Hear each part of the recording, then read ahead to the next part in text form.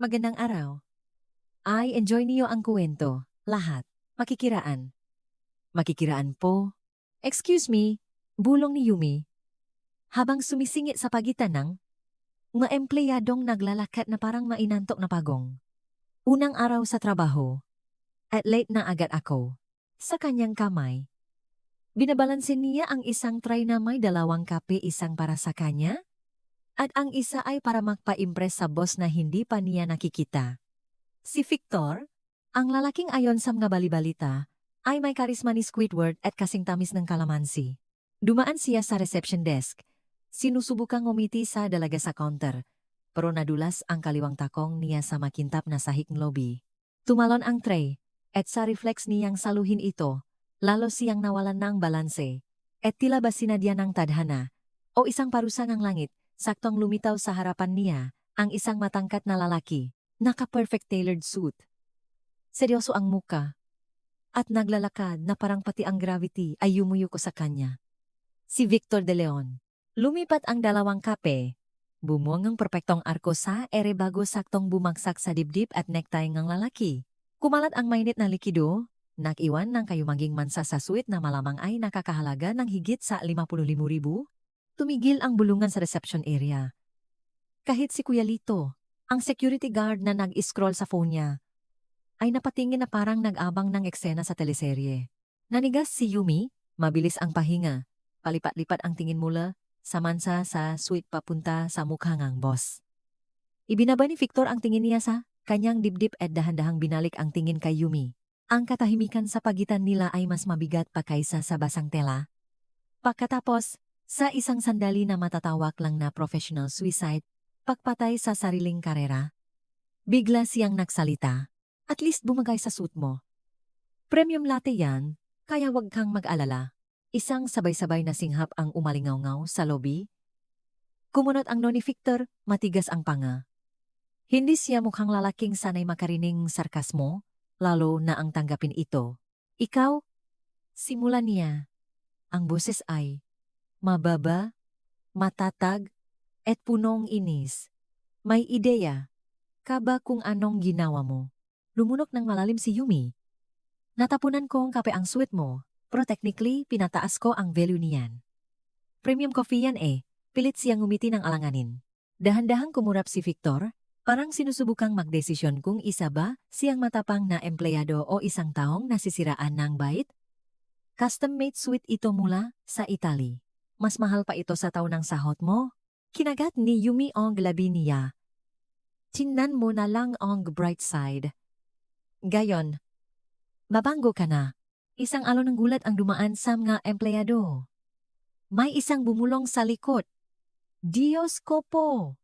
Humabang paharap si Victor at narealize ni Yumi na mas nakakatakot pala siya sa malapitan. Ang kaamoy na kape na humalosa. Kanyang mamahaling pabango ay parang isang deklarasyon na gera. Pangalan mo? Utos niya. Yumi. Mayumi Santos. Ang bago mong secretary. Tumaas ang makilay ng lalaki at sa isang maikling saglit, may dumaang halos hindi mapansin na kuryosidad sa kanyang naiinis na tingin. Perfect na unang araw, at nasa listahan na kita nga urgent matters. Sinubukan ni Yumi na magpaliwanag. Sinusubukan ko lang namang maging mabait, idinalhan kita ngang kape, at para sa akin din kasi, well, umaga. Sumenyas siya. At narealiza na ibinabagay niya ang kamay niyang puno ne kape. Okay, titigil na ako. Huminga ng malalim si Victor. Halatang pinipigilan ang sarili. Pumunta ka sa opisina ko in 10 minutes at magdala ka ngang. Tiningnan niya ang tray sa sahig. Pamunas. Kumurap si Yumi. Hindi sigurado kung seryoso siya o kung isa itong malupit na test. Sige po, boss. Nang maglakad papalayo si Victor, nagsimula ulit ang bulungan. 2 intern ang nag-umpisang mag-usap ng excited at ang receptionist ay ngumiti ng nakakaloko. 10 minutes pa lang, gumawa ka ng history. Tumango si Yumi. Nga. Welcome to the dream job, Santos. Tila mas mabagal pa sa kasaysayan ng engineering ang pag-akit ng elevator. Sa bawat palapag, Piniple ulit ni Yumi sa isip niya ang pagtapon ng kape. Iniisip ang nga posibleng mangyari. Public humiliation. Agarang pakasisante, maging alamat ng opisina bilang ang babaeng sumira sa suit ng boss. Nang makarating siya sa 27 floor, ang hallway ay parang isang tahimik na korte. Bukas ang pinto ng opisina ni Victor, ngunit ang figura nitong nakatalikot habang nakatingin sa bintana ay nakatubili sa kanya. Pasok, sabi nito nang hindi lumilingon. Humakbang siya ng 2 beses. Hawak ang pamunas na parang kalasag. Sorry po sa kape. Aksidente lang yun. Gusto ko lang sana gumawa ng magandang impression. Dahan-dahan itong humarap. Nandun pa rin ang mansa sa suit niya. Pero ang tingin niya ay hindi lang galit. Isa itong pagtatasa, tila pinag-aralan ang bawat salita at kilos niya. Impression, Santos, ay ginagawa sa pamamagitan ng trabaho, hindi sa pamamagitan ng sumulyap ito sa dibdib niya. Late, tumango siya. Naintindihan ko? Kaya? Sa tingin ko hindi na ako magdadala ng ensaymada bukas. Hindi sumagot si Victor. Naglakad lang siya papunta sa desk, kumuhang folder, at ibinaba ito sa harapan niya. Trabaho para sa araw na ito. Tingnan natin kung mas magaling kang mag-type kaysa mag-serve ng kape. Kinuha ni Yumi ang folder, nanatiling nakataas ang baba. Magaling akong mag-type at mag-serve din ng kape. Kapag hindi nakikipagsawatan ang sahi laban sa akin. Sa isang saglit, halos manumpa siya na nakita niyang nagbanta ang sulok ng labi nito na ngumiti. Pero nawala rin ito agad. Mari ka nang umalis, sabi nito. At Santos, tawag nito nang nasa pinto na siya. Baka nang magtapon ko hitano sa akin. Sige po. Sagot niya bago lumabas. Habang isinasara niya ang pinto, may 2 bagay na alam si Yumi. Una, hindi niya gagawing madali ang mabagay para sa lalaking iyon. Pangalawa, hindi rin ito gagawing madali ang magabagay para sa kanya. Pumasok si Yumi sa 2 araw. Determinadong patunayan na ang insidente ng KPA, isa lamang masamang simula. Lingit sa kaalaman niya. Buong gabi palang gumawa nga, estratehiya si Victor na ikapupuring ang sinumang General Guerra. Eksaktong 8:15 ngang umaga, tumunok ang telepono sa desk niya. Santos, sa opisina ko. Ngayon na. Ang boses nito sa intercom ay kasing lamig ngang yelo.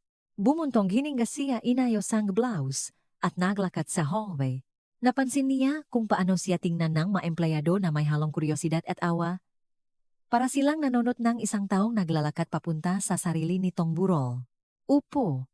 Utos ni Victor nang hindi naangat ng tingin mula sa dokumento na mukhang mas mahalaga pa sa world peace. Umupo si Yumi, makapatong ang mga kamay sa hita, hinihintay ang hatol. May maipapagawa ako sa iyo. Simula nito, sa wakas ay inangat ang tingin na may ngiting hindi umaabot sa mamata. Una, kailangan mong i-organize ang lahat ng files ng financial department ng alphabetical. Pagkatapos, ay by date, tapos, by relevance. Deadline, 12 ang tanghali. Kumurap si Yumi. Sir Victor, may higit 1,000 dokumento roon. Problema mo ba yun? Putol nito. Kunwaring nakpabasa ulit. Oh, at kailangan ko ng detalyadong report sa productivity ng mga empleyado sa 3rd floor para sa araw na ito, pati na rin ng alas 5. At kailangan ko huminto ito ng madrama. Halatang ninanamnam ang sandali. Isang silver paperclip. Isa lang. Kumunot ang no ni Yumi. Isang silver paperclip? Eksakto. Hindi gold, hindi white, hindi chrome. Silver. Para sa isang napaka-importanteng presentation, nanatili siyang tahimik ng ilang segundo, nakpoproseso. Pwede ko bang itanong kung para saan? Hindi. Pwede ka nang umalis. Lumabas si Yumi sa opisina na may ekspresyong halong kawalan ng paniniwala at determinasyon. Sa elevator, bumulong siya sa sarili, gusto mo ngang gyera, bibigyan kita ngang gyera. 2 oras ang lumipas, papasok na si Victor sa opisina niya nang makarinig siya ng kakaibang ingay mula sa loob. Tunog metal. Parang may nakbubuhos ngang gabarya. Dahil na curious, mabilis niyang binuksan ang pinto. Nakatayo si Yumi sa harap ng desk niya. Nakangiti na parang pusang nakahanap ng nakatagong isda. Ang desk ni Victor ay balot na balot ng nga silver paperclip. Libu-libu sa mga ito ang nakakalat na parang maylaw na confetti. Dinala ko na lahat ng nahanap ko. Piliin mo na lang ang pinakamaganda. Kaswal niyang sabi na parang nakdala lang siyang kape. Hindi mo na kailangang magpasalamat. Nanigas si Victor sa pinto, hindi makapagsalita. Sa gitna ng desk, sa gitna ng mga paperclips, may isang handwritten note. Sana may gumana sa mga ito para sa napaka.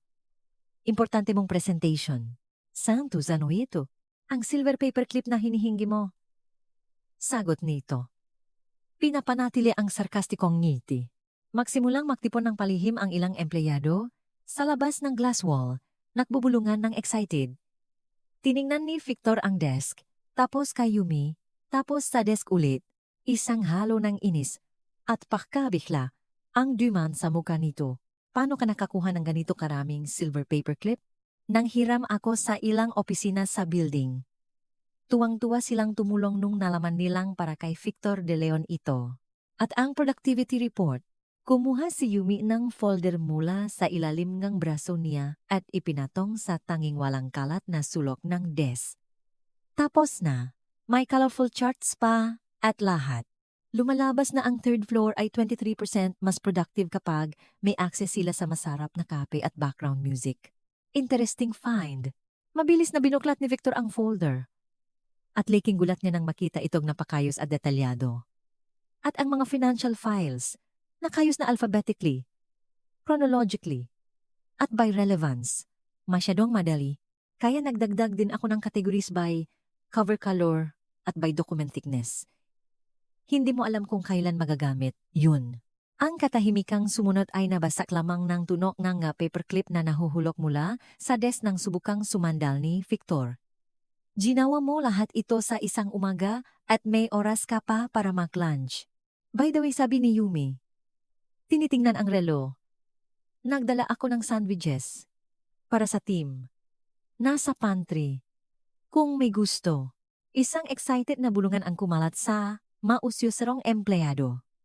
Huminga ng malalim si Victor, halatang kinakalkula muli ang kanyang estratehiya. Bukas, gusto kong malinis ang desko at kape. Regular na kape. Siyempre naman, boss. Nang umalis si Yumi, naiwan si Victor mag-isa kasama ang kanyang 10,000 silver paperclips na tuluyang nawalan ng kontrol. Kinaumagahan, pumasok si Victor sa opisina na umaasang makikita ang isang malinis na desk at isang mainit na tasangang kape na naghihintay sa kanya.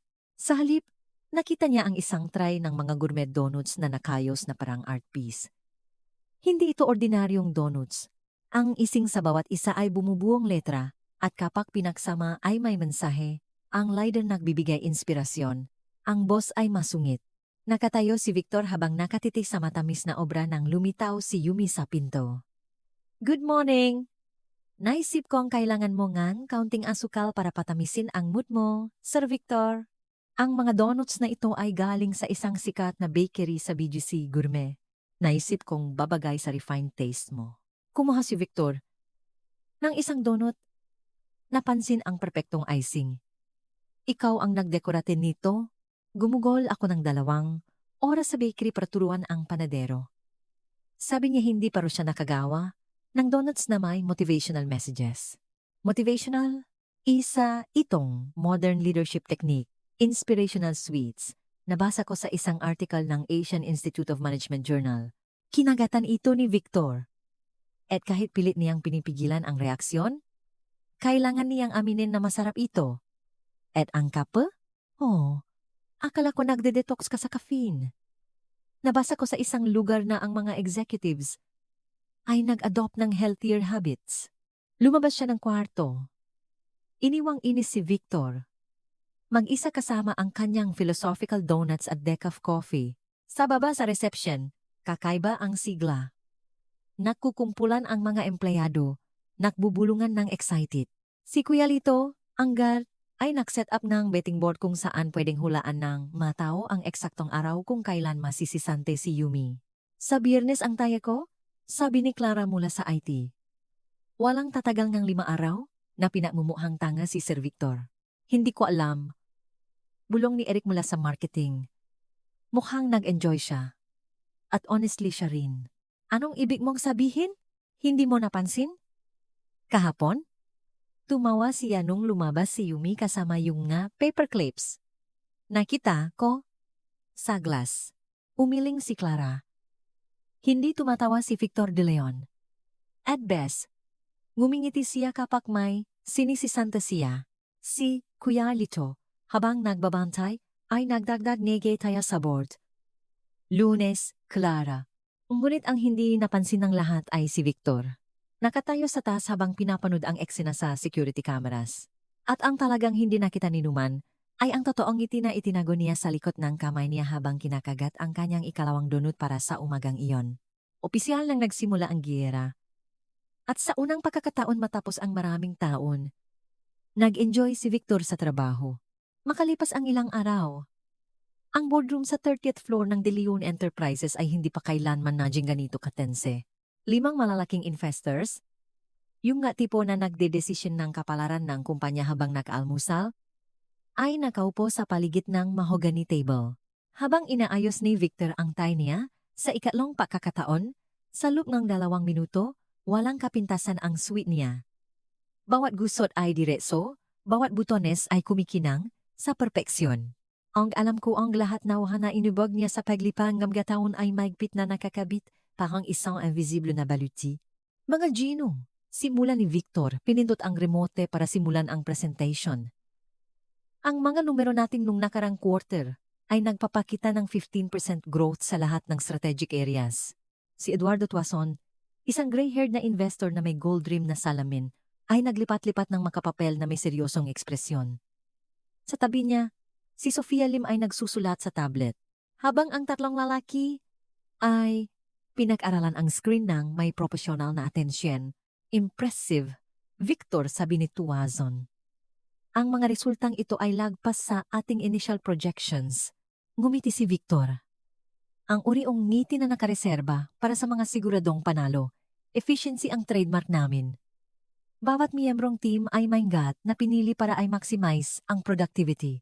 Sa sandaling iyon, bumukas ang pinto at pumasok si Yumi dala ang isang tray ng kape, mukhang humihinging ang paumanhin. Sorry sa interruption.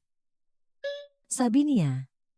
Nilalapag ang makape sa harap ng bawat investor ng may grasya ng isang taong nagpractice ng 1,000 beses. Pinanot siya ni Victor mula sa gilid ng mata, tumataas ang inis sa lalamunan. Hindi dapat siya nandito. Hindi sa isang meeting na ganito kaimportante. Ito ang bago naming secretary. Sabi nito sa tono na parehong pagpapakilala at pagpapalayas.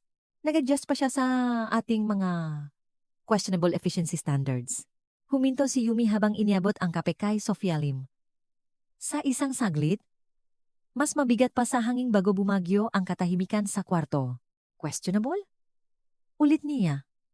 Na may injiting masyadong inosente para maging totoo. Walang pasyonalan, Santos. Isa lang obserbasyon tungkol sa adjustment process. Napalitan ang pasimpleng tingin ang nga investors. Tumaas ang kilay ni Tuazon. Halatang naiintriga sa dinamikong nangyayari. Tinapos ni Yumi ang pagseserve ng kape. At imbes na tahimik na lumabas tulad ng inaasahan ni Victor. Naglakad siya papunta sa presentation screen. Pwede po ba akong magbigay nga obserbasyon tungkol sa manumerong ito, Mr. De Leon? Naramdaman ni Victor ang panlalami sa tiyan. Santos, hindi ito ang tamang lugar. Kasi po, patuloy niya, itinuturo ang chart sa screen. Sabi dito may 15% growth tayo pero kung ikukonsidera natin ang data na natanggap ko mula sa Finance Department kahapon, ang tamang numero ay 12%. Nagbago ang katahimikan sa kwarto. Hindi na ito ekspektasyon. Ito ay gula. Tiningnan ni Victor ang screen. Tapos kay Yumi. Tapos sa mga investors na ngayon ay nakatutok na ng buo. Sa batang secretary na may questionable efficiency. Sigurado ka ba diyan? Tanong ni Sofia Lim ng may totoong kuryosidad. Kumuha si Yumi ang folder na tahimik niyang inilapak sa kalapit na silya. Nandito po sa akin ang mga original reports. Ang pagkakamali ay nasa sumang nga figures sa third quarter. May nag-round up ng ilang decimals na nang pagsamasamahin, nagpalaki sa final result. Binuksan niya ang folder. At sa matinding panulumo ni Victor, nagsimula itong magpakita ng impromptu presentation, kumpleto sa colorful charts at mayos na tables na nagpamukhang amateur sa kanyang mga numero.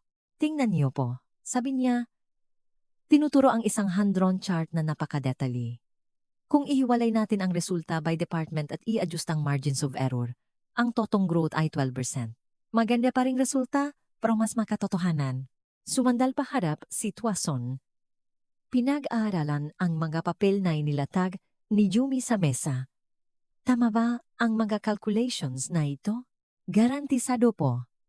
Gumugol ako ng 3 oras kagabi para i-check ang bawat numero dahil naniniwala akong ang transparency ay nagbubuongang mas malaking tiwala kaysa sa eksaherasyon. Pakiramdam ni Victor ay gumagalaw ang sahi sa ilalim ng kanyang ngapa. Hindi lang siya itinama ni Yumi sa publiko, ginawa pa niya ito ng may elegansya na nakpamuha sa sitwasyon na lalong nakakahiya. Interesting komento ni Daniel Reyes, isa pang investor. Ilang taon na ang experience mo sa financial analysis, Miss?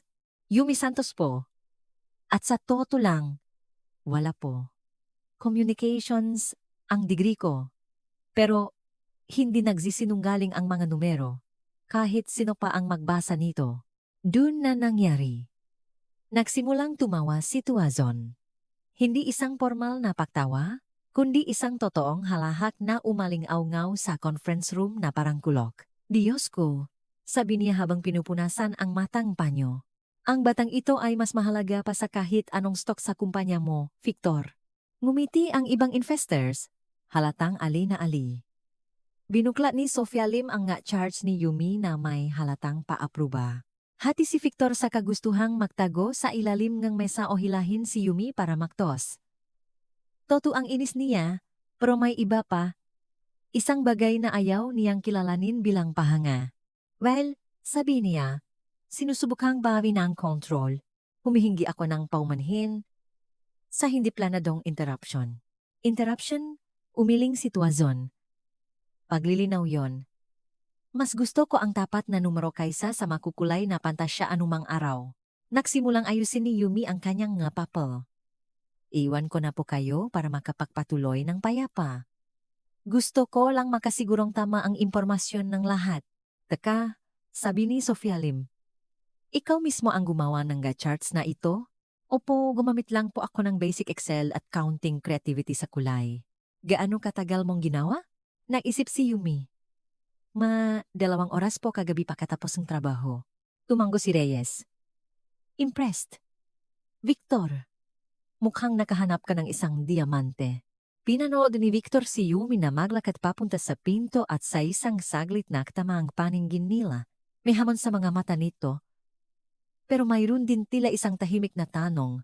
Iniisip mo pa rin bang questionable ang efficiency ko? Salamat sa pagwawasto, Santos, sabi niya. Ang boses ay mas magaspang kaysa sa inaasahan. Laking handang maklingkot, boss. Nang sumara ang pinto, umarap si Tuazon kay Victor nang may nakakalokong hiti.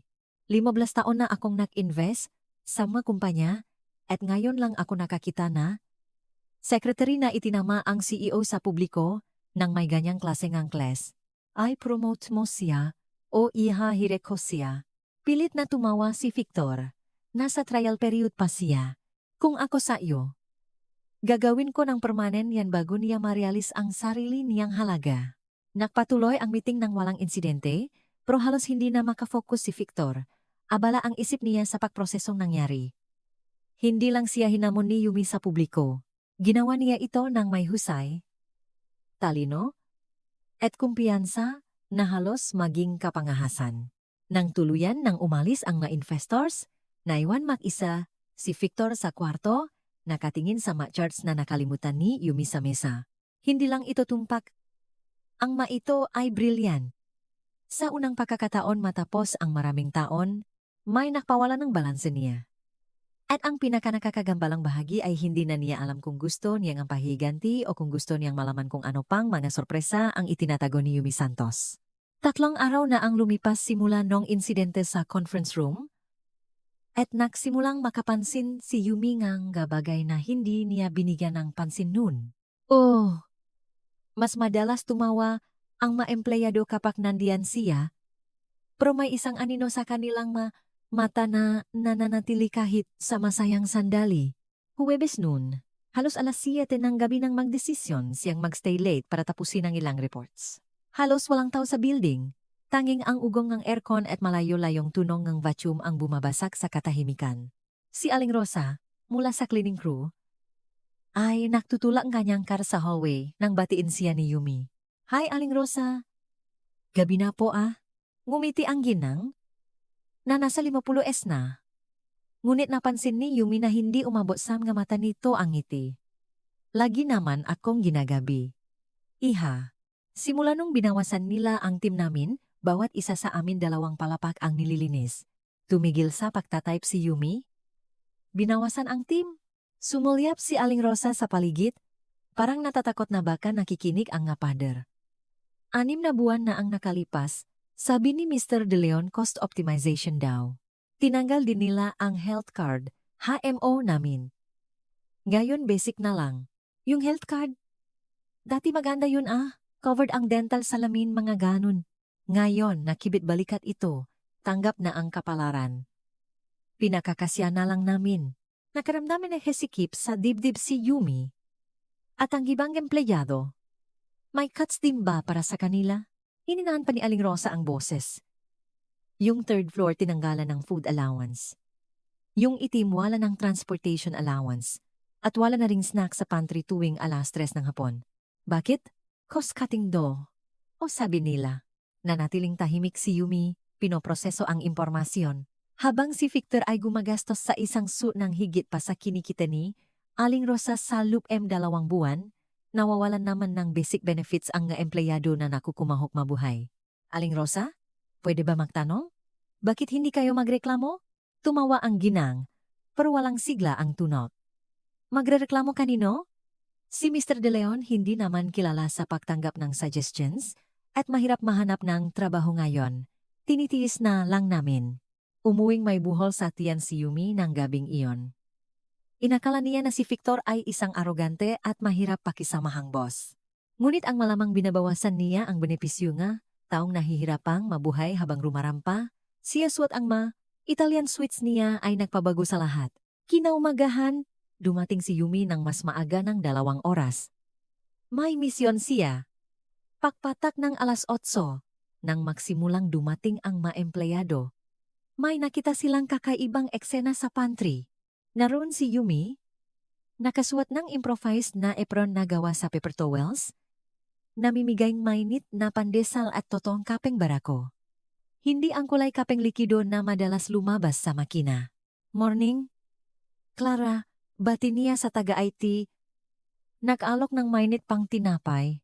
Kinuha ito ni Clara. Mukhang nakdududa. Ano to? Operation Niti. Kumindat si Yumi. Ngayong araw, lahat masarap ang kain. May nakadikit na notes sa bawat tinapay. Binuksan ni Clara ang sa kanya at binasa ng malakas. Laban lang. Ngayong araw, hindi mo kailangang makunwaring gusto mo siya. Napahalahak siya. Yumi, baliw ka. Sa loob ng ilang minuto, napuno ang pantry ng mga empleyado. Lahat tumatawa sa kanilang mga notes. Si Eric mula sa marketing ay tawang-tawa na halos mabilawkan sa kape niya. Tandaan, siya nga ang boss mo. Pero ikaw ang nagpapaandar sa kumpanyang ito. Basa niya ng malakas. Saan mo nakuha tong tinapay? May context ako. Misteryosong sagot ni Yumi. Ang toto. Gumising siya ang alas 5 ngang umaga para pumunta sa bakery sa kanto nila at kinumbinsi ang may-ari na tumanggap ng special order. Hawak ni Nate mula sa accounting ang note niya parang isang kayamanan. Ngayong araw ay magandang araw para humingi ng raise. O at least dagdagan ng asukal ang kape mo. Umiling siya. Impress ako. Ginawa mo talaga to para sa lahat. Deserve niyo yan? Simpleng sabi ni Yumi.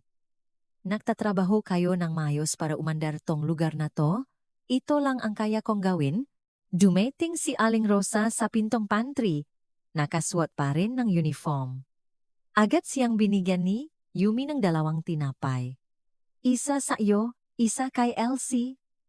Sabi niya, tinutukoy ang katrabaho nito. Nang mabasa ni Aling Rosa ang note niya, Napaluha siya. Salamat sa pagpapanatiling malinis at maayos ang opisina namin. Nakikita at ina-appreciate po namin kayo. Yumi, bulong nito. Uy, bawal umiyak sa pantry, sabi ni Yumi niyakap ng mabilis ang ginang. House rules. Lumakas ang ingay sa pantry. Dumating ang nga empleyado mula sa ibang palapag, naakit ng amoy ng totoong pagkain at tuno ngang tawanan. Sa lubang ilang minuto, ang inakalang simpleng almusal ay naging isang maliit at impromptu na party. Saka dumating si Victor. Huminto siya sa pinto nege pantry. Pinapanood ang eksena na may ekspresyong halong pagkalito at pagdududa. Maingay na kwentuhan, matotoong ngiti, mga empleyadong madalas ay halos hindi man lang bumabati, ngayon ay nakakasama sa mesa at nagtatawanan. Anong nangyayari rito? Ang boses niya ay humiwas sa usapan na parang malamig na patalim. Ang katahimikan ay instant. Parang may pumindot ng mute button sa totoong buhay. Lumingon si Yumi, hawak pa rin ang tray ngang tinapay. At ngumiti na parang walang kakaibang nangyayari. Good morning, Sir Victor. Gusto mo ng pandesal? May palamang ham and cheese. Tiningnan ni Victor ang tray, tapos ang mamuhang maempleyado na ngayon ay parang magabatang na huling gumagawa ng kalokohan. Santos, sa opisina ko, ngayon na, siyempre po, sagot niya. Nilalapag ang tray. Kain lang kayo guys, marami pa yan. Nagsimula siyang maglakad pero hinarang siya ni Victor sa hallway. Ano ba sa tingin mo ang ginagawa mo? Nang pa-breakfast? Sabi niya na parang halata naman ang sagot. Hindi ito breakfast. Isa itong pagpapakita ng malasakit sa mga empleyado. Recognition. Basic humanity. Huminga ng malalim si Victor, halatang hirap panatilihin ang composture niya. Hindi ka pwede magpakita rito at baguhin ang office dynamic. Bakit hindi? Effective naman ah. Effective? Ulit niya. Hindi makapaniwala. Gagawin mo ang pantry na perya. Ginawa kong lugar ang pantry kung saan pakiramdam ng mga tao valued sila pagtataman niya. Siguro kaya hindi mo ma-recognize. Ibinuka ni Victor ang bibig para sumagot, pero naglalakat na si Yumi palayo. Sorry, tawag niya habang nakatalikot. Kailangan ko pang iligtas ang isang intermula sa stapler. Ano? Si Eman sa finance. 20 minutes na siyang nagtatrimag-stapler ng report. Pero nag-jam yung stapler tapos nahihiya siyang humingi ng tulong. Kung hindi ako tutulong agad, magkaka-nervous breakdown na yun. At sa sinabing iyon, nawala siya sa hallway. Iniwan si Victor na nakatayo at pilit pinoproseso ang nangyari. Sumulyap siya pabalik sa pantry kung saan nagsimula ulit ang nga usapan. Kahit mas mahina na, ang amoy ng tinapay ay nananatili sa hangin, kasama ngang isang bagay na hindi niya agad matukoy. Pagkatapos ngang ilang segundo, narealis niya kung ano iyon. Totoong kaligayahan. Bumalik si Victor sa opisina niya, pero buong umaga siyang nakatingin sa bintana pababa sa mga empleyado na tila naging iba mas magaan, mas tao. At sa likod ng isip niya, isang paulit-ulit na tanong ang bumabagabag. Kailan ba ang huling beses na nagbigay siya ng totoong atensyon sa mataong nagpapaandar sa kumpanya niya? Ang sagot ay mas bumagabag sa kanya kaysa sa gusto niyang aminin. Kinalunesan, matapos ang tinawag nga empleyado na revolusyon ng pandesal, pumasok si Victor sa opisina na may determinasyong halos maging obsesyon. Lumakpas na si Yumi Santos sa linya, at kailangan niyang bawiin ang kontrol bago nito gawing corporate summer camp ang kumpanya niya. 10:00 ng umaga, tinawag niya ito sa opisina. Pumasok si Yumi ng may nakasanayang gaan. May dalang kape at notepad na parang isa lang itong ordinaryong meeting. Upo, sabi ni Victor, nakaturo sa silya sa tapat niya. Umupo ito, nakdekwatro, at naginte. Inosente at curious ang ekspresyon nito, na sinimulan ng pagdudahan ng husto ni Victor. Binuksan niya ang drawer, kumuha ng folder, at ibinagsak sa mesa. Gusto kong pag-usapan ang dokumentong ito. Sumandal paharap si Yumi para tingnan. Isa itong detalyadong financial report tungkol sa benefit cuts noong nakaraang 6 na buwan. Eksakto ang uringang impormasyon na ginamit niya para sa kanyang Operation Ngiti. At ano po ang tungkol diyan? Confidential ito. Paano mo nakuha? Sumandal pabalik si Yumi sa silya. May maliit na ngiti sa sulok ng labi. Paki-define ng confidential. Information restricted to senior management, sagot ni Victor. Ang tono ay sapat na para palamigin ang kape niya. Ah, I see. Kaya. Kapag sinabi sa akin ni Aling Rosa na nawalan siya ng health card o kapag nabanggit ni Eric nawalan na siyang transportation allowance, senior management information. Yon? Nanigas ang pangga ni Victor. Kung ganong hinagawa, enemenga. Empleyado sa personal. Nilang buhay ay wala kang pakialam. Personal nilang buhay? Ulit ni Yumi, tumaas ng konti ang boses. Mr. De Leon, tinanggalan mo ang basic benefits, ang nga taong halos hindi makapabayad ng upa. Hindi yan personal na buhay, survival yan. Mga administrative decisions ito na kailangan para manatiling competitive ang kumpanya. Competitive, binuksan niya ang notepad niya. Ang kumpanya ay kumita ngang 51.1 bilyon last quarter. Alam mo ba kung makano ang aabutin para panatilihin ang mga benepisyong tinanggal mo? 2 milyong kada taon. Nanatiling tahimik si Victor. Nagulat sa eksaktong numero niya. Paano mo? Basic math. Kinuha ko ang payroll data, kinalkula ang halaga ng benefits, at kinumpara sa profit reports. Hindi mo kailangang maging upper management para mag-add ng 2 plus 2. Wala kang otorisasyon para i-access ang payroll data. Bumuntong hininga si Yumi at isinara ang notebook. Hindi mo kailangan ng ebidensya. Ini-incriminate mo ang sarili mo araw-araw. Ang katahimikang sumunod ay hindi katulad ng ganaw na nilang naramdaman. Hindi ito ang awkward na katahimikan noong unang araw, ni hindi rin ang tense na katahimikan ng kanilang nasaran. Ito ay mas mabigat. May kuryente na nagpapabigat sa hangin sa kwarto. Tiningnan siya ni Victor. Tinitigan siya nito sa unang pagkakataon mula nang pumasok ito sa buhay niya parang isang bagyong may natapong kape at matatalas na sagot. May determination sa kanyang mata. Oh, pero may isa pang bagay na hindi niya mabasa. Disappointment ba yon? Bakit ba sobra kang may pakialam? Tanong nito. Ang boses ay mas mababa, mas personal kaysa sa inaasahan niya. Tinitigan din siya ni Yumi nang matagal bago sumagot. Dahil kailangang may isang taong may pakialam. At mukhang nakalimutan mo na kung paano. Tumayo siya, inayos ang palda, at naglakad papunta sa pinto. Bago lumabas, lumingon siya sa huling pagkakataon. Alam mo ang pinakaibangang leader at ng boss, Mr. De Leon? Ang leader, inaalagaan ang taong sumusunod sa kanya. Ang boss, nagbibilang lang ng pera na kinikita nila. At pagkatapos, lumabas siya, iniwang mag-isa si Victor sa kanyang mga iniisip at isang kakaibang pakiramdam sa dibdib na ayaw niyang pangalanan. Nang gabing iyon, nagstay si Victor sa opisina ng lampas sa usual time niya.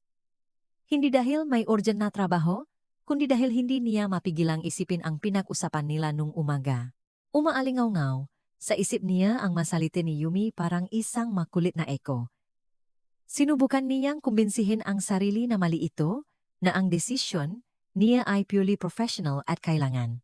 Ngunit tuwing maisip niya ang mga mukhangang empleyado noong Operation Ngiti, totoong masaya sa unang pagkakataon, pakalipas ngang ilang buwan may kung anong pumipilipit sa loop niya nang hindi komportable. Kinaumagahan. Pagdating ni Yumi sa trabaho, may nakita siyang puting envelope sa desk niya.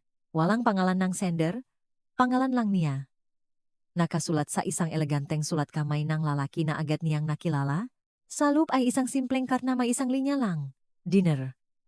8 p.m. Sa ibaba, ang address ng isang restaurant na alam niyang napakamahal ang gallery by Chele sa BGC, kung saan nagbubuk ang nga tao ng mesa 2 buwan bago ang araw at kilalang may trade ang mga kliyente sa pangalan at bank account. Binaliktad ni Yumi ang card. Walang dahilan, walang konteks, wala man lang pirma, kahit alam niya kung sino ang napadala. Seryoso?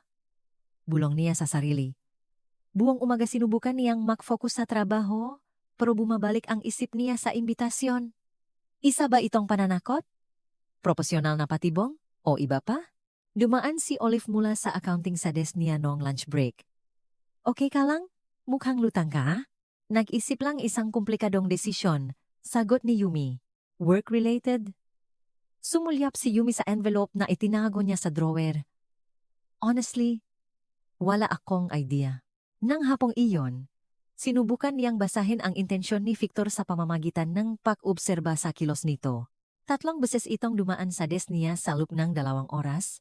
Laging may dahilan tungkol sa mga dokumento o reports, pero hindi nito nabanggit ang dinner. Sa katunayan, halos hindi ito makipag-eye contact.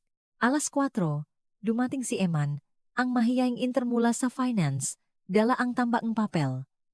Ate Yumi, pwede pa help ulit sa stapler. Alam kong nakakahiya pero, siyempre, Eman, sabi niya. Nagpapasalamat sa distraction. Habang inaayos ang stapler, napansin niya si Victor na nakatayo sa pinto ng file room, nanonood. Nang magtama ang tingin nila, mabilis itong nag-iwas ang paningin, na kunwaring seryosong interesado sa isang halaman na 3 taon nang nandun.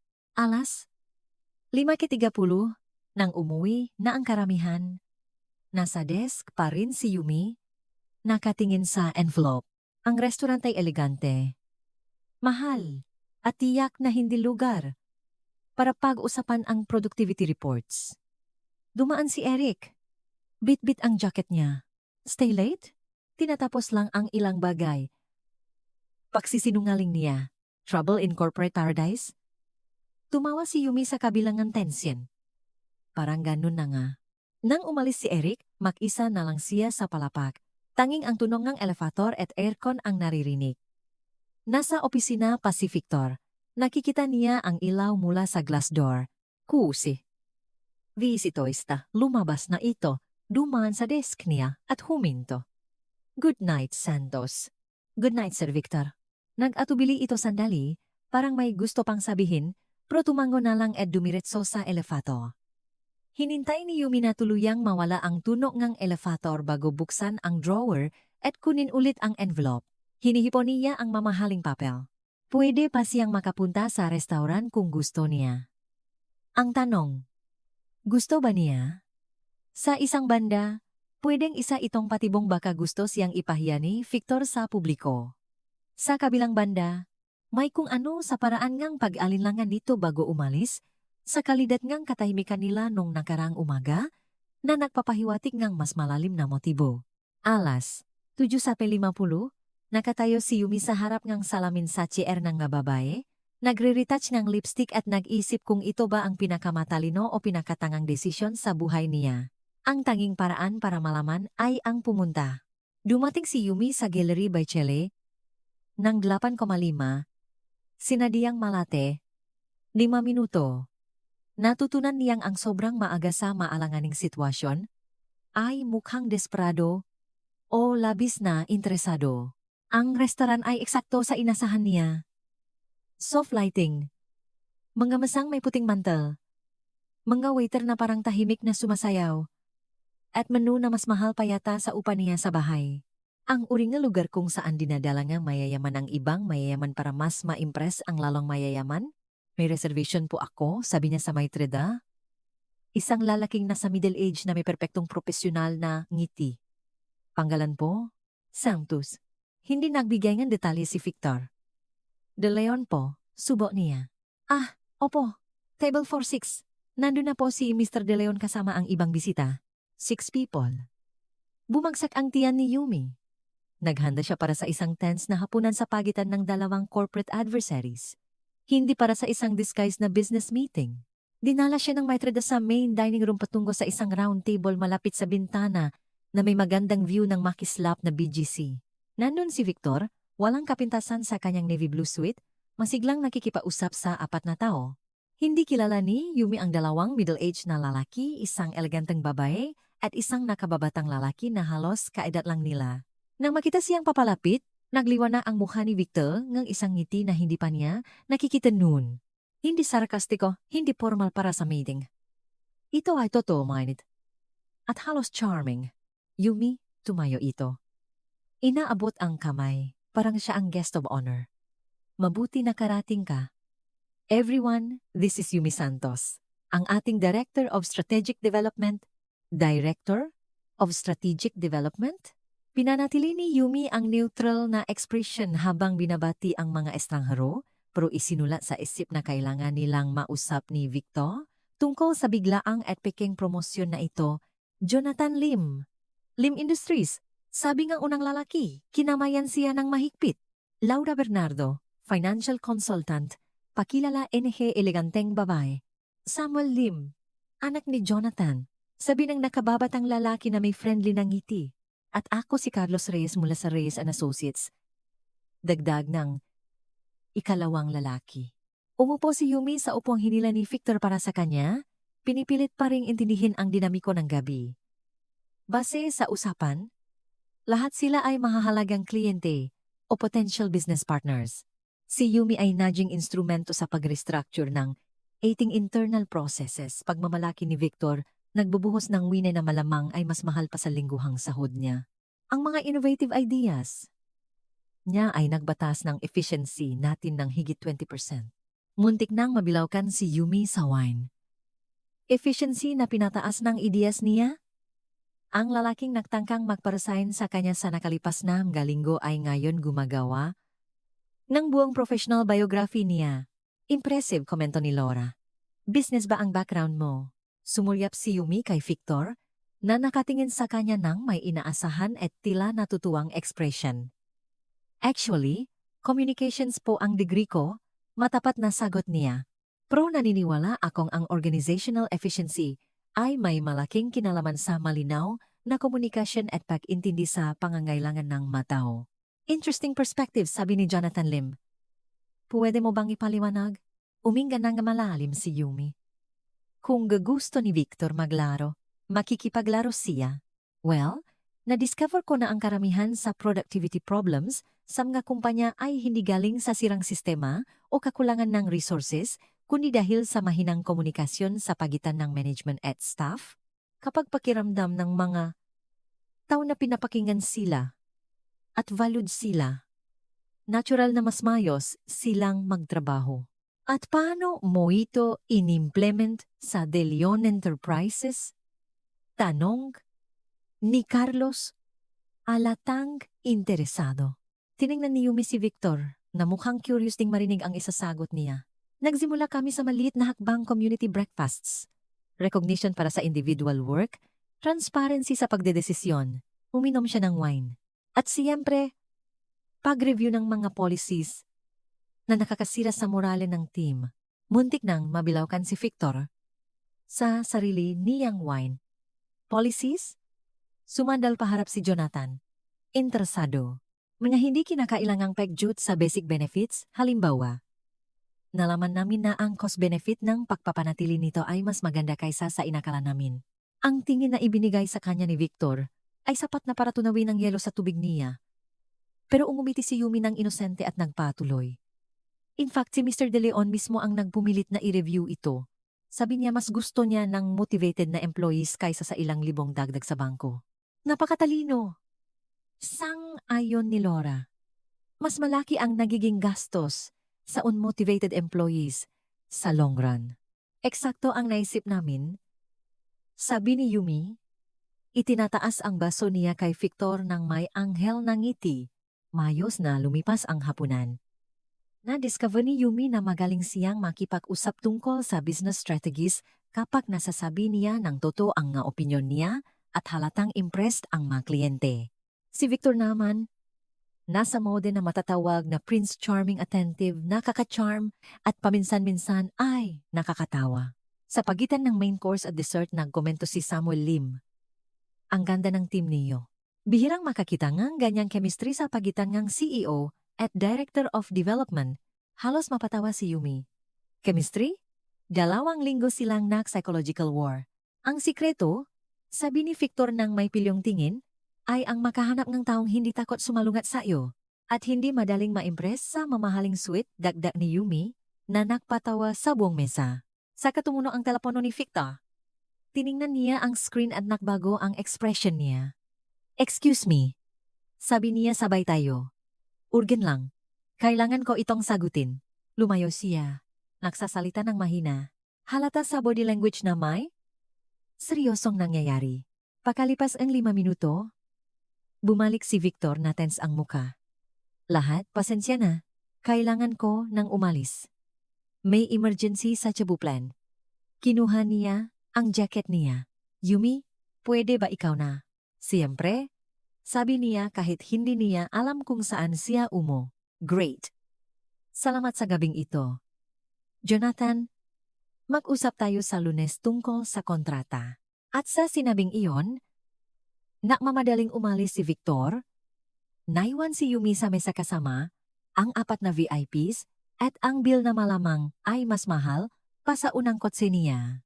Nabasag ni Carlos ang katahimikan. Aba, biglaan yun ah.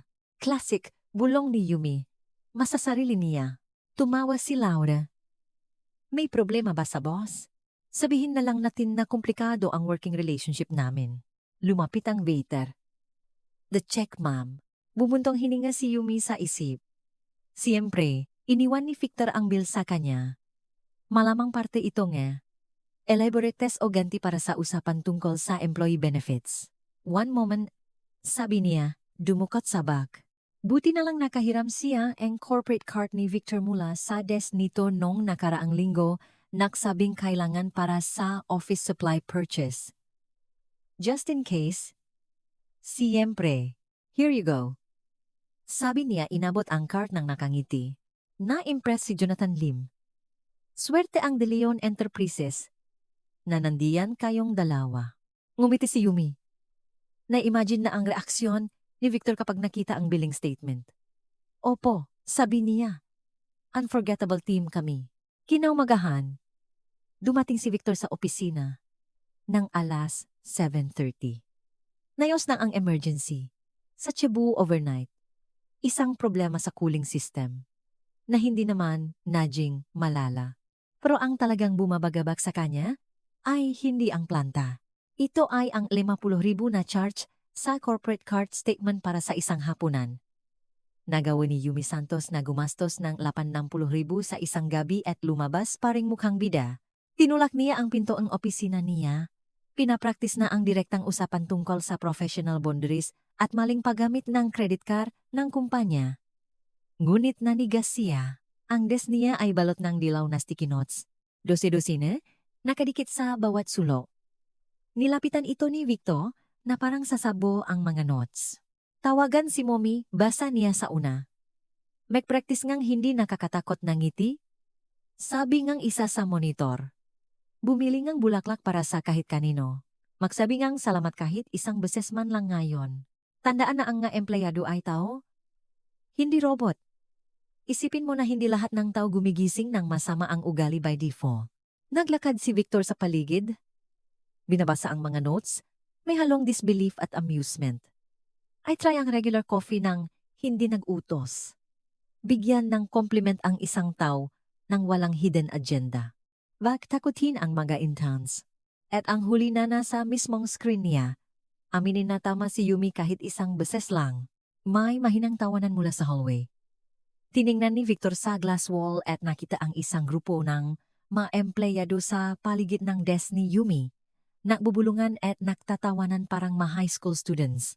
Huminga siya ng malalim, kinuha ang lahat ng sticky notes, at naglakad papunta kay Yumi. Kalmadong nagtatype si Yumi, nakasuot ng inosenteng muha na hindi nakakaloko. Nang makita niya si Victor, ngumiti siya. Good morning, boss. Kamusta ang emergency sa Cebu? Santos. Sabi niya, ibinabagsak ang notes sa desk, kailangan nating mag-usap. Siyempre. Tungkol saan? Tungkol sa professional boundaries, respeto, at ang paggamit ng corporate card. Tumagilid ang ulo si Yumi. Corporate card? Ah, yung dinner natin kagabi? Successful yun. Impressed si Jonathan Lim.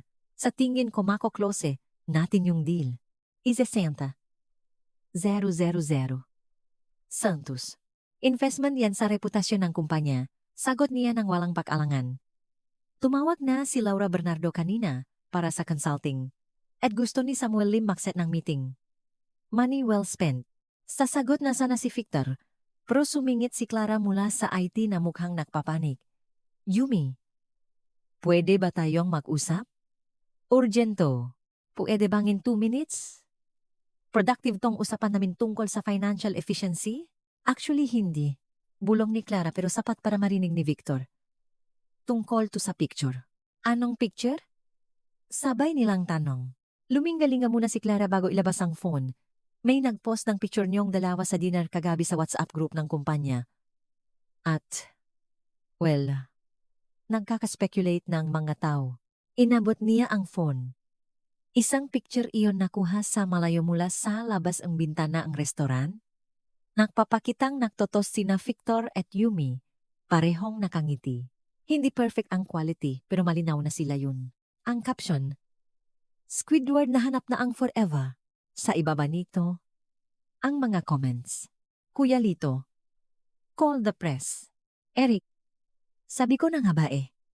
Walang nagsusurvive ng 2 linggo sa asaran kung walang defined protection o romance. Aling Rosa, cute nila. Siguro napaamon niyang pandesal. Kaya pala hindi pa siya natatanggal. Umayat ang dugo sa mukha ni Victor, hindi dahil sa hiya, kundi dahil sa totoong inis. Sinong nagpost nito? Di po namin alam. Anonymous account pero may 43 comments na. Kinuha ni Yumi ang phone at nagsimulang basahin ang comments, natatawa. Dapat may gumawa ng documentary tungkol dito. O ito, From Enemies to Lovers. Isang corporate saga. Santos.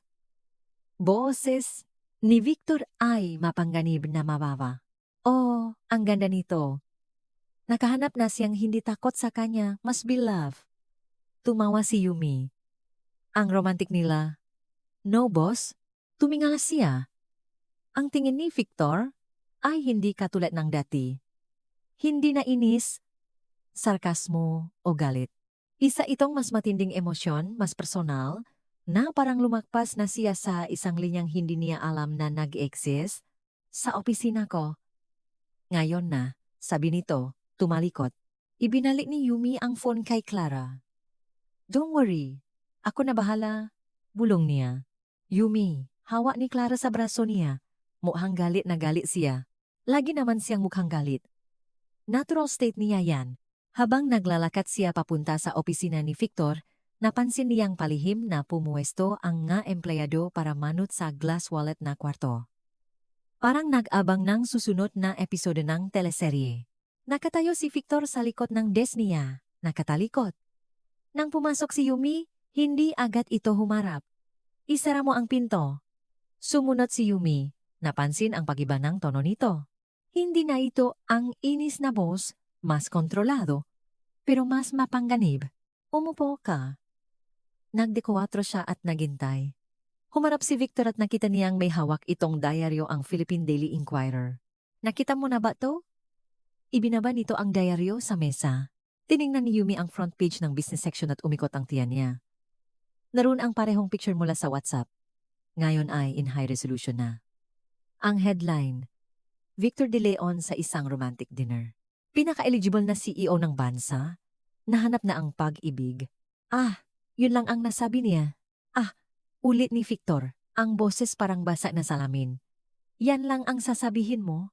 Kinuha ni Yumi ang diaryo. Speculation lang ito based sa photo, pero binanggit ang kanyang misteryosong presensya at nangkot ng sources na may namumuang corporate romance. Well, at least hindi nila binanggit yung insidenteng kape. Tinitigan siya ni Victor ng matagal. Napakatahimik na naririnig ni Yumi ang sarili niyang puso. Pagkatapos, sumandal si Victor sa mesa. Ipinatong ang makamay doon, at tiningnan siya sa mata. Nahanda si Yumi sa sigawan, paninisi, baka pakasisante. Ang hindi niya inasahan ay lumayo si Victor sa mesa, pumunta sa bintana, at tahimik na tumayo doon ng halos 1 minuto. Nang magsalita siya, kalmado ang boses niya. Kailangan kong tulong mo. Kumurap si Yumi. Sorry? Ano? Humarap si Victor. At nakita ni Yumi ang isang bagay na hindi pa niya nakikita noon. Vulnerability. Mahina. Halos hindi mapansin. Pero nandun. Nakareceive ako ng tawag galing sa beer kagabi. Kaya ako umalis bigla sa dinner. Huminga siya ng malalim. Iniimbestigahan ang kumpanya dahil sa tax fraud. Napayos upo si Yumi. Tax fraud? May nag-leak ng impormasyon na nagsasabing may shell accounts tayo na nag-evade ng taxes. Kasinungalingan yan siyempre. Pero makakasira sa kumpanya ang ganyang akusasyon. Kahit fake pa. Eksakto. Nagsimula na ang investigasyon. May 72 hours ako para ibigay ang mga dokumento at patunayang inosente tayo. Pinaaralan siyang mabuti ni Yumi. At saan ako papasok diyan? Nagatubili si Victor. Pinipigilan ang Prid. Nakakapansin ka ng mga bagay na hindi ko napapansin.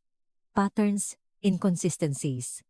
Kailangan ko nang magre-review ng records natin ng may fresh eyes. Isang taong hindi emotionally tied sa numbers. Gusto mong i-audit ko ang sarili mong kumpanya? Gusto kong tulungan mo akong hanapin kung sino ang nasa likod nito.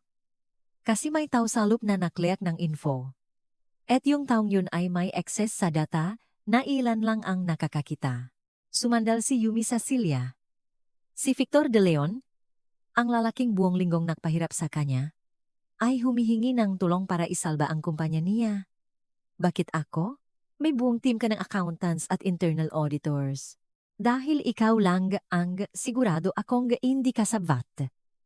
At dahil nakakabuisit man, magaling kang maganap enerhiya, mga problemang gusto kong inyore. Nakakabuisit man na magaling. Ngumiti si Yumi. Huwag mong palakihin ang ulo ko. Tahimik siyang nanut sa lalaki. May despresyon sa kilos nito. Sige, tutulong ako. Nakahinga ng maluwag si Victor. Pero may isang kondisyon. Ano yun? Kailangan mong sabihing pakiusap.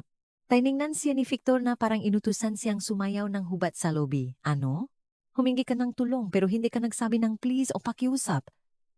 Sabi ng nanay ko. Magic words open every door. Pumikit si Victor, huminga ng malalim. Pagdilat niya, punong paksuko ang mukha nito. Pakiusap, bulong niya. Hindi ko narinig. Pakiusap, Yumi? Tulungan mo ako? Ngumiti siya ng satisfied. Siyempre. Kailan tayo magsisimula? Ngayon na. Ang sumunod na 4 na oras ay ang pinakakakaiba sa buhay profesional ni Yumi. Makatabi silang natrabaho sa conference room, pinalibutan ng sandamama na dokumento at spreadsheets.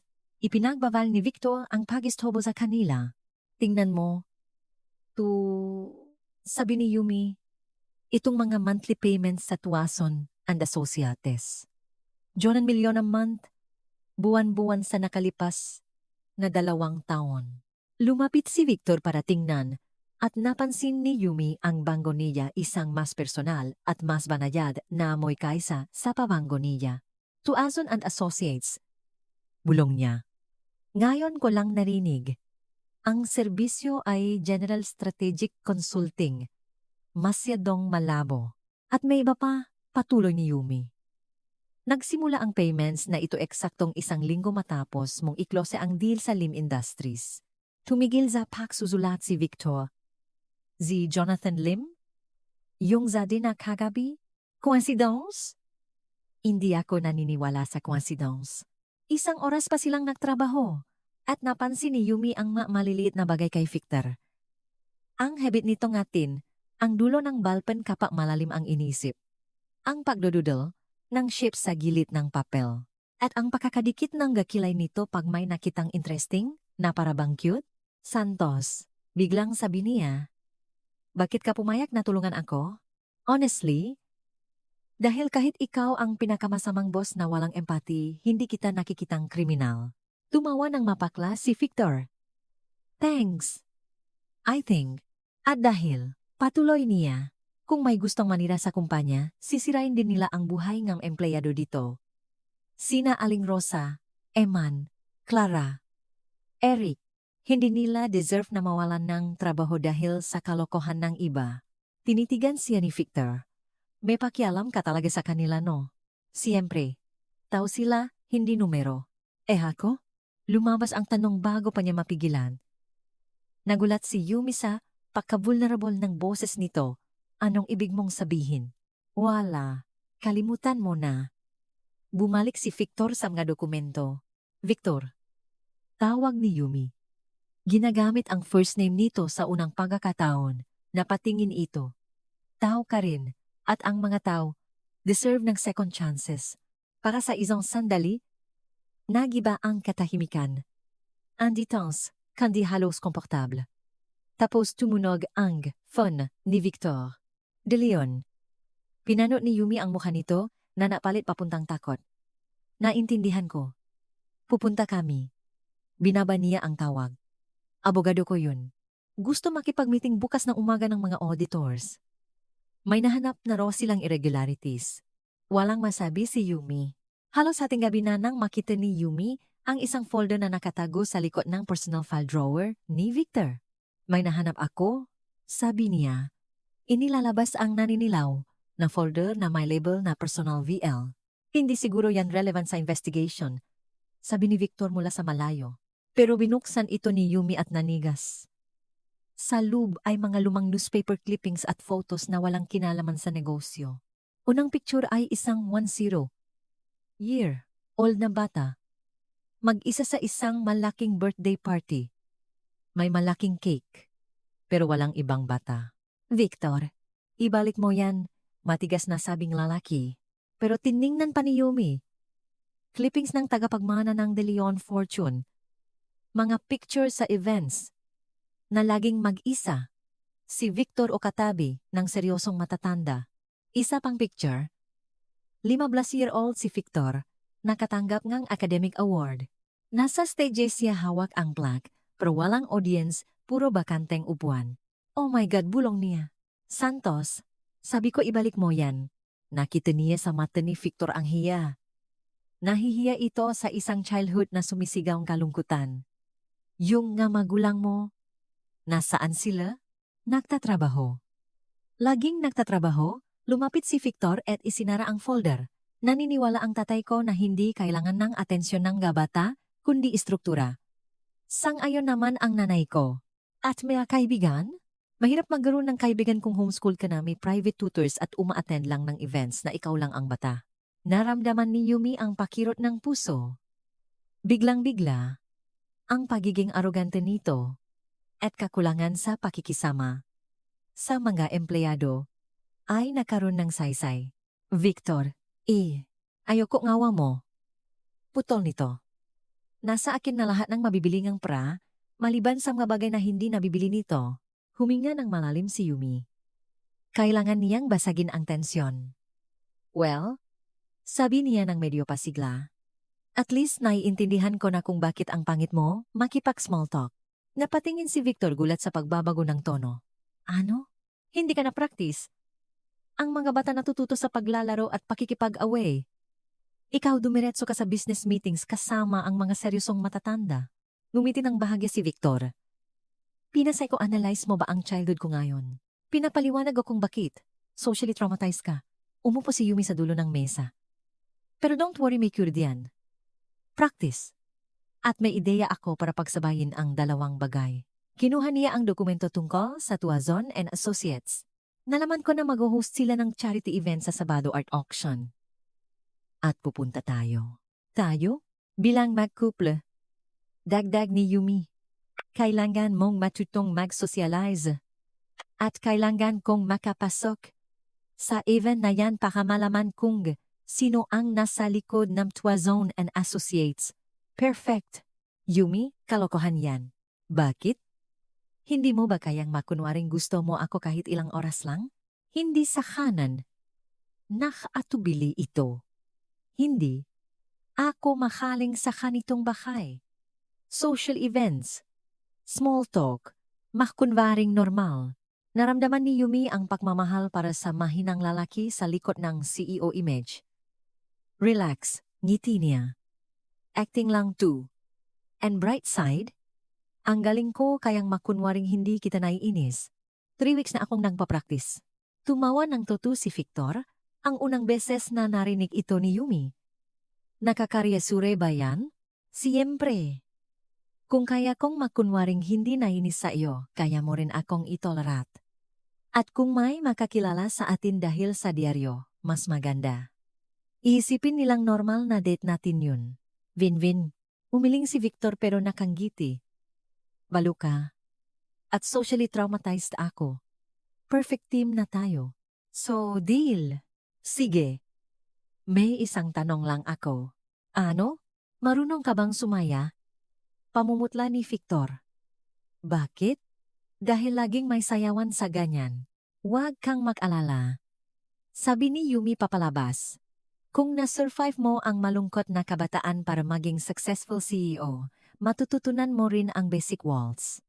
Huminto siya. At Victor, hindi ikaw ang problema nun.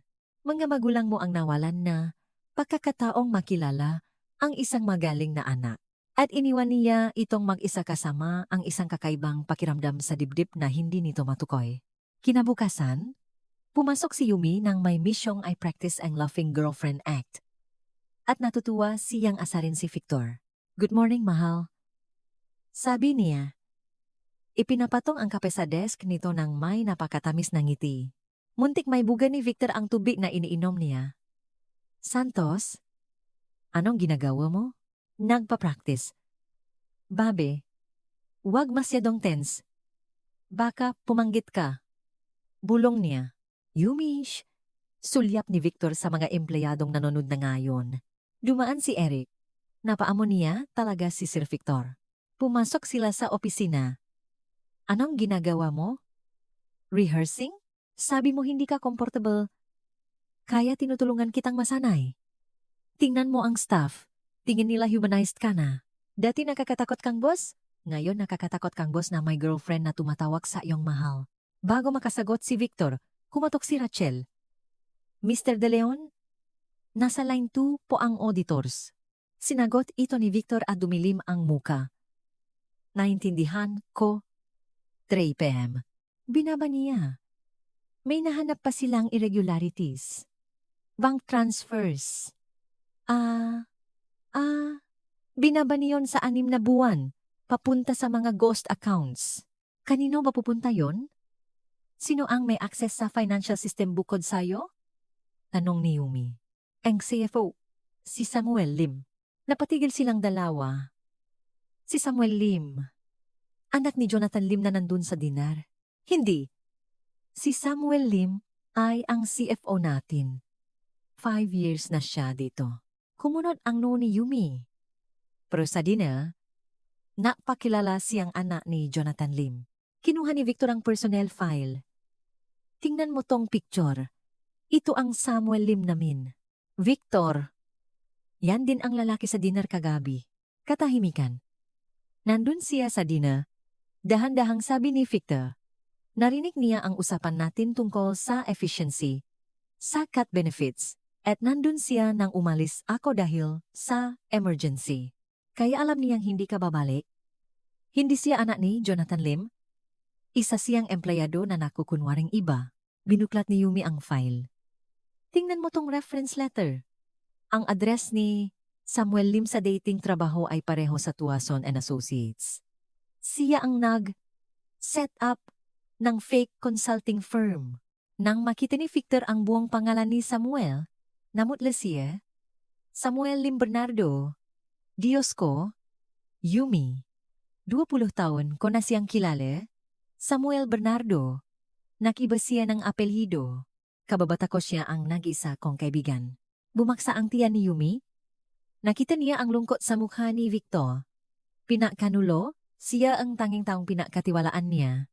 Ibubulgar natin ang dagang yan, matata na sabi ni Yumi. May ideya ako. 1 oras ang lumipas, na set up nila ang patibong. Gagawa si Yumi ng fake confidential investment contract. Iwang madaling makita ni Samuel para ilika nito at imo-monitor ng NBI, National Bureau of Investigation, ang communications. Pero biglang tumunog ang phone ni Victor. Street Looks BGC. Sagot niya. Nagpalit ang muka nito sa matinding panik. Ano? Pupunta ako diyan agad. Binaba niya ito. Yung tatay ko. Inatake sa puso. Nasa iku. Tumadyo agad si Yumi.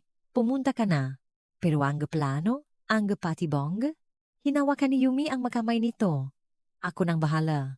Naramdaman ni Victor ang init ng kamay nito. Hindi kita pwedeng iwan mag-isa rito. Kaya mo. Magtiwala ka sa akin. Tinitigan ni Victor ang mga mata niya. Hinalikan niya ito ng mabilis isang kilos na nagulat silang pareho.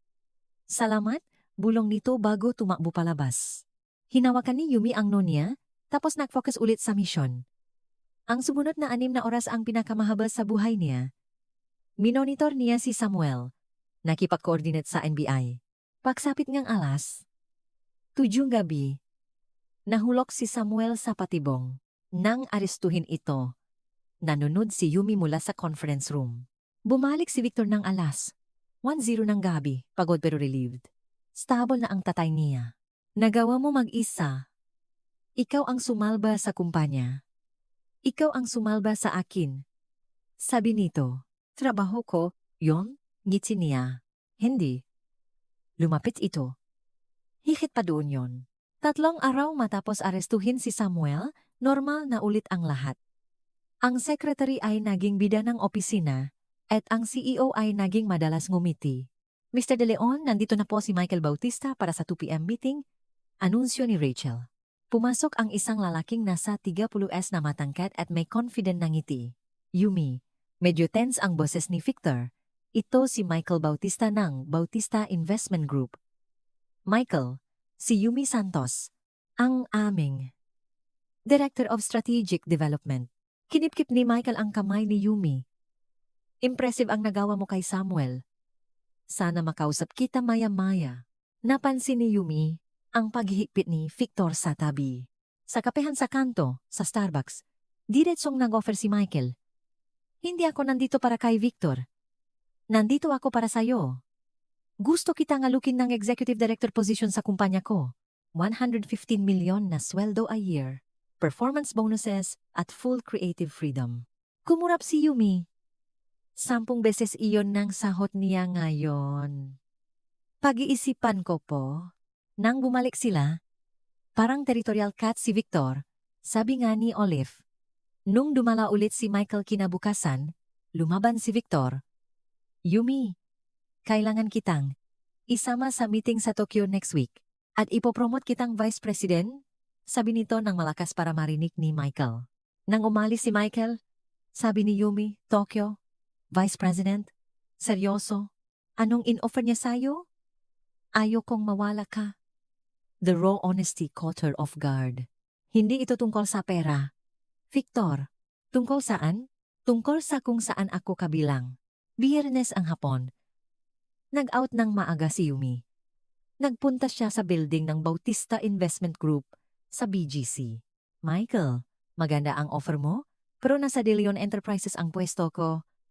Kasama ng gataong mahalaga sa akin, paktanggi niya. Ngumiti si Michael ng may lungkot.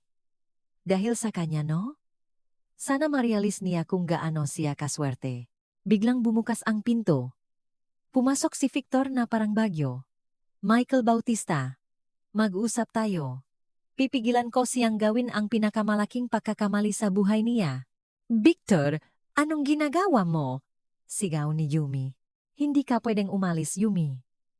Hindi kita papayagan. Pag-ari ka. Pag-ari mo. Galit na sabi ni Yumi. Hindi yun ang ibig kong sabihin.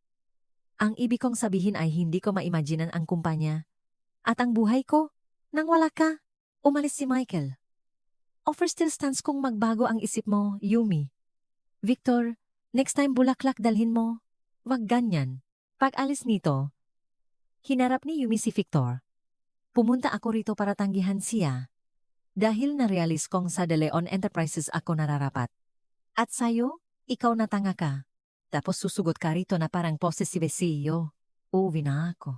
Tawagan mo ako pag marunong ka ng umarte bilang civilized na adult. At nag-walkout si Yumi. Paglipas ang 2 oras, nasa labas ang tsondo ni Yumi si Victor. Nakasuot ng maong at t-shirt. Gusto kitang bumalik? Sabi niya agad. Pero hindi bilang secretary. Bilang ano? Bilang partner ko sa kumpanya at sa buhay. Pangako mo na hindi mo na isusuot yung Disney feline suit mong itim at wala nang na dramatic scenes. Tumawa si Victor. Pangako, partners? Inilahat niya ang kamay. Hinawakan iyon ni Yumi. Hinila siya ni Victor palapit at sa unang pagkakataon. Hinalikan siya nito. Hindi madrama, kundi malambot at punong pangako. 6 na buwan ang lumipas. Ang De Leon Enterprises ay halos hindi makilala. May totoong halahak na sa mga hallway. Si Yumi, Director of Special Projects na ngayon, ay nasa sariling opisina. Ang nameplate, Yumi Santos, Director of Projects at Specialist sa Natapong Kape. Dumating si Victor dala ang 2 kape. Namit ko si Aling Rosa kanina, sabi nito, nagpapasalamat dahil naibalik ang HMO, makakapagpa-opera na siya sa Katarata. At si Eman, na-promote na. Ngumiti si Yumi. Nakikita mo, 30% increase sa productivity dahil sa tamang pamamahala. Lumapit si Victor sa kanya. Sigurado ka bang hindi mo gusto yung trabaho kay Michael? Mas malaki bayad dun. Ilang beses ko bang sasabihin? Hindi. Dahil dito, nandiyan si Aling Rosa, si Eman, si Clara. At andito ka, ang ex-boss ko na terrible at ang boyfriend kong kailangan ko pang i-civilize. Kinagabihan. Dinala siya ni Victor sa Gallery by Chele. Sa parehong lugar kung saan nagsimula ang lahat. Naalala mo nung unang beses tayo dito? Nung iniwan mo sa akin yung 5 patuhan nampil? Natatawang sabi ni Yumi. Huminto si Victor. Tumayo siya at lumuhod sa tabi ng mesa. Victor, anong ginagawa mo? Kumuha ito ngang isang maliit na velvet box. Yumi Santos, nanginginig ang boses niya. Binago mo ang buhay ko simula nung natapunan mo akong ang kape. Tinuruan mo akong ang totong leadership ay pag-alaga ngang tao. At ipinakita mo sa akin na pwede pala akong mahalin, hindi sa kabilangang mamaliko, kundi kasama ngang maito. Binuksan niya ang kahon. Kailangan mo akong mahalin kahit matapunan pa kitang kape ulit, naiya na sabi ni Yumi. Tumawa si Victor. Mamahalin kita lalo na kapag natapunan mo akong kape. Yes, sagot ni Yumi. Yes sa lahat, forever. At nang iswat nito ang singsing, narealis ni Yumi na minsan, ang pinakamagagandang kwento ay nagsisimula sa pinaka-awkward na aksidente, lalo na kung may natapong kape, at napakasungit na boss na, sa huli, ay isa palang napakagandang tao. Sana ay nag-enjoy kayo sa kilig at saya ng kwentong ito na binigyan natin ng kulay Pilipino. Ipinapakita nito na minsan, ang isang pagkakamali tulad ng pagtapon ng kape ang nagiging simula ng pagbabago sa buhay natin. Hanggang sa muli nating pagbabasa.